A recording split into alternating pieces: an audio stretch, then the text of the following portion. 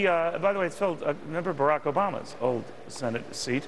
It's always. I always find that fascinating. Anyway, very good to see you, Senator. Good to see you, Thank you very much.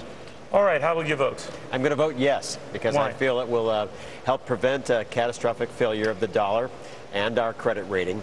And while there are no guarantees from the bond houses, we don't have a plan B here, just plan A, this legislation. All right, how and why did it come to this brink, and the credibility both sides have suffered in the interim?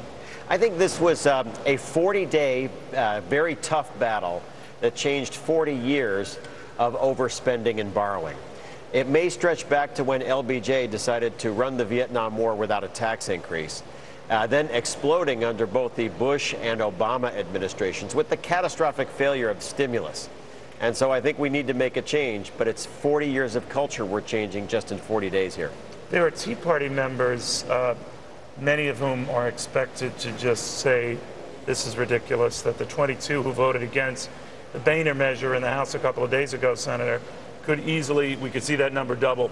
And I talked to Christina, the South Dakota Republican, who said she wouldn't be surprised if that were the case, but that there will be enough Democratic votes to counter that this will not be just a one-way vote. Do you agree with that we'll see a more bipartisan reflection that this might not be the best deal, but right now the only deal? I do. I think when you have flaming arrows hitting both sides of the wagon from left and right, you're in the right place with the American people. In the end, we'll go from 20 defections from Speaker Boehner to 40, but that will be more than made up for in Democratic votes. And in the end, this should be seen only as a first step. We need to cut more spending.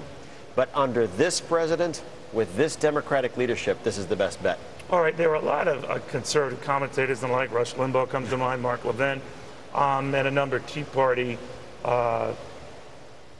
hosts, if you will, party heads, and I know there are a lot of Tea Parties who say that you guys, just like Democrats are saying about the president selling out, that you guys sold out. What do you say? I think we didn't sell out. We only had 1/3 of the federal government under Republican control in the House. And we did go from 40 to 47 Republicans in the Senate.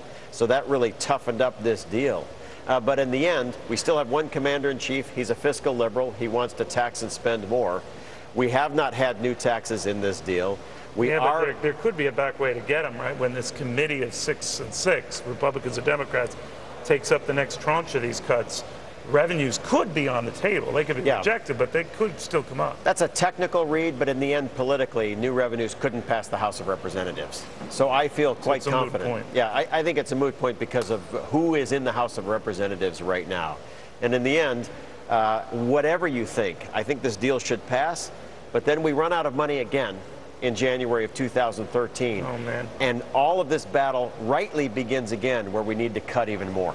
All right, and you're hoping it would be under a different president. Absolutely. Right. I think we need more fiscal conservatives both in Congress and the White House. Senator, thank you very much. A real pleasure. Thank you. All right, well, that would be the battle.